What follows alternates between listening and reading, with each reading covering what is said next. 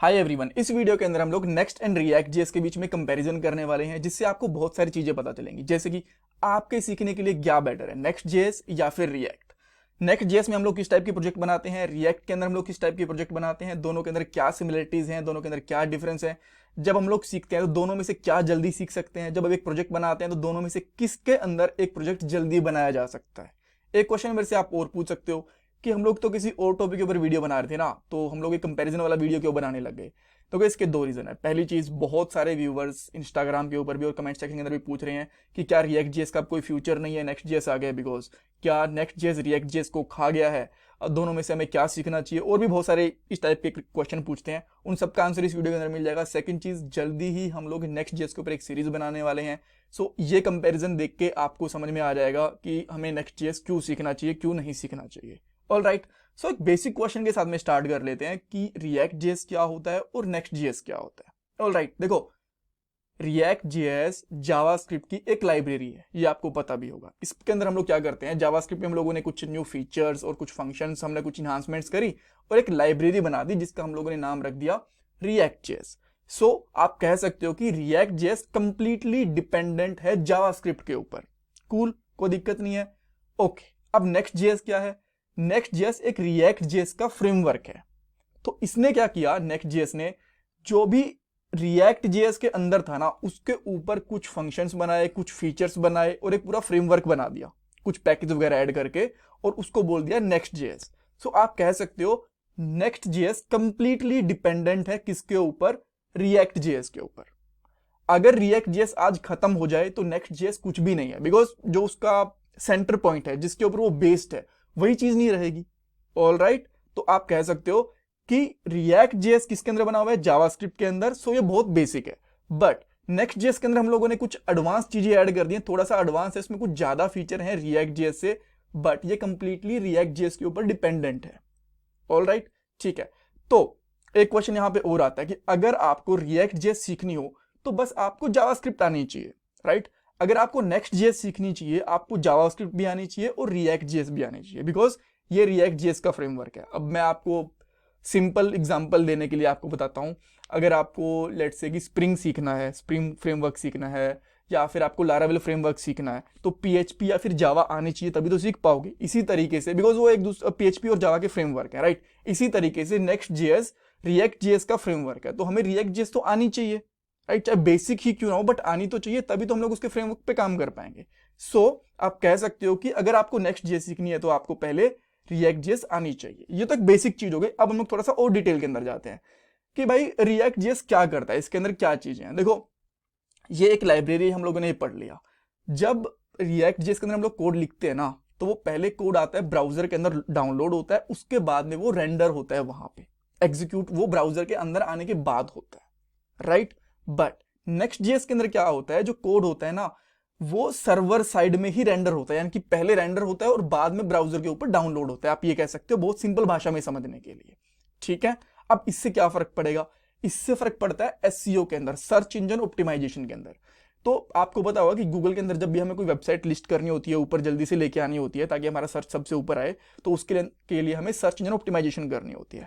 तो अगर हम लोग रिएक्ट जेएस के अंदर एक एप्लीकेशन बनाते हैं, एक वेबसाइट बनाते हैं, और उसको हम लोग एसईओ करवाने की कोशिश करते हैं ना, तो थोड़ी सी मुश्किल है। ऐसा क्यों? रीजन ये है कि जो एसईओ के लिए गूगल क्रोलिंग करता है ना, गूगल देखता है कि भाई मुझे ये साइट आगे दिखानी कि नहीं दिखानी है, तो वो सर्वर साइड के ऊपर ही चेक कर लेता है, ब्राउजर के ऊपर लोड होने से पहले। बट तब तक हमारा वहां पे कोड ही पड़ा रहता है रिएक्ट जेएस के अंदर, तो तब तक तो हमारा यूआई कुछ पार्ट रेंडर ही नहीं होता, तो अच्छे से जो हमारी सर्च इंजन ऑप्टिमाइजेशन है वो नहीं हो पाती। बट नेक्स्ट जेएस के अंदर क्या होता है ना, कि जो हमारा कोड है वो सर्वर साइड के ऊपर ही रेंडर होके आता है। तो जैसे ही गूगल सर्च देगा कि ऑप्टिमाइज करने की कोशिश करेगा कि इसके अंदर क्या क्या है, मैं इसको ऊपर दिखाऊं कि ना दिखाऊं, उसको पूरा का पूरा यूआई, उसको पूरा का पूरा टेक्स्ट प्रॉपरली मिल जाएगा। इससे सर्च इंजन ऑप्टिमाइजेशन हमारी बेटर हो पाती है, ठीक है। एक और पॉइंट है, रिएक्ट जेएस एक लाइब्रेरी है। जब आप इसको यूज करते हो ना, तो आपको इसमें बहुत सारे पैकेज और ऐड करने पड़ते हैं, जैसे कि सिंपली कह सकते हो आप राउटिंग वाला पैकेज, राइट। जब भी आपको रिएक्ट जेएस के साथ में कभी राउटिंग करनी पड़ती है, आपको काफी अलग अलग पेजेस बनाने पड़ते हैं, तो आपको राउटिंग वाली जो लाइब्रेरी होती है वो ऐड करनी पड़ती है।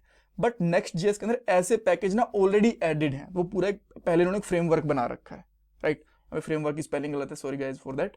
ठीक है, तो पहले ही पूरा फ्रेमवर्क बना रखा है, उसके अंदर ये सारी की सारी चीजें पहले से ही एडेड होती हैं। सो उसके में टेंशन लेने की जरूरत है। तो नेक्स्ट जेएस अपने में पूरा फ्रेमवर्क है, पूरा पैकेज है। रिएक्ट जेएस के अंदर छोटी छोटी चीजें हमें एक्स्ट्रा से ऐड करनी पड़ेंगी। ठीक है, एक ही डिफरेंस हो गया।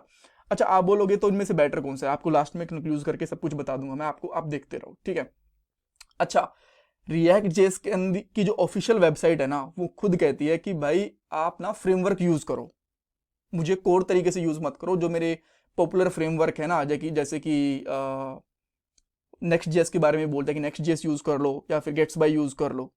ठीक है, सो अगर मैं आपको अब बोलोगे यार ये तो थोड़ा अजीब लग रहा है, मैं आपको दिखाता हूँ, फिर इसका रीजन भी मैं आपको बताऊंगा कि ऐसा क्यों। मैं यहाँ पे रिएक्ट जेएस लिखता हूँ और यहाँ पे जाऊंगा मैं इसके एप्लीकेशन के ऊपर, लर्निंग पे जाऊंगा, उसके बाद में इंस्टॉलेशन के ऊपर जाऊंगा, how to start with the project के ऊपर जाऊंगा। तो देखो इसने बोला है if you want to build a new application और a new website fully with React, we recommended picking one of the React powered frameworks popular in the community.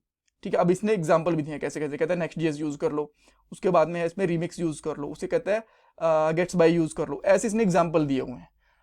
अब आप बोलोगे यार ये तो ना खुद के पाँव पे कुल्हाड़ी मारने वाली बात कर रही है ये, कि भाई मुझे यूज मत करो, मेरे फ्रेमवर्क यूज कर लो। बट देखो एक्चुअल क्या है, अगर आप फ्रेमवर्क भी यूज करोगे तो इंटरनली तो उसके अंदर रिएक्ट जेएस ही यूज हो रही है ना, तो उसमें गलत क्या है, राइट। अब मैं मेरा माल डायरेक्टली बेच दूं या फिर मेरे माल को मैं किसी पैकेट के अंदर डाल के बेच दूं, बिक तो मेरा ही माल रहा है एक तरीके से, ये मान सकते हो ना।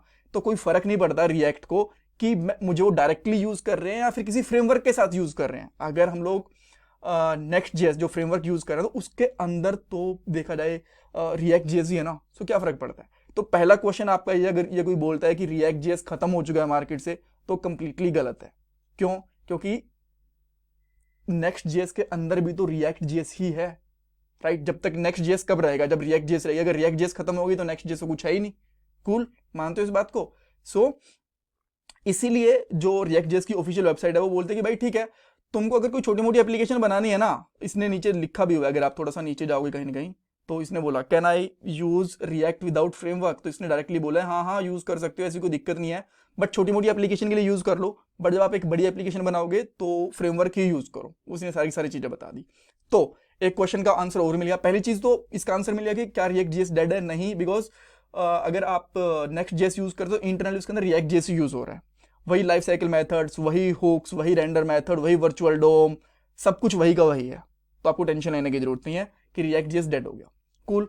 सेकंड चीज, आपका ये क्वेश्चन हो गया कि हमें रिएक्ट जेएस कब यूज करनी चाहिए, नेक्स्ट जेएस कब यूज करनी चाहिए। जब कोई छोटी मोटी एप्लीकेशन बनानी हो तो रिएक्ट जेएस यूज कर सकते हो, जब आपको बड़ी एप्लीकेशन बनानी हो तो नेक्स्ट जेएस यूज करो।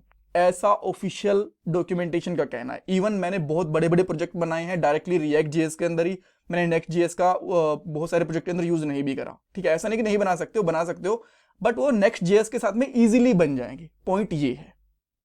कूल, ठीक है। सेकंड चीज, जहां पे आपको एसईओ करवानी हो, कोई ई कॉमर्स वाली वेबसाइट है, कोई न्यूज वाली वेबसाइट है, ऐसी कुछ साइट बनानी हो ना, तो भैया नेक्स्ट जेएस यूज करो, वहां पे सर्वर साइड रेंडरिंग जरूरत पड़ेगी उसकी।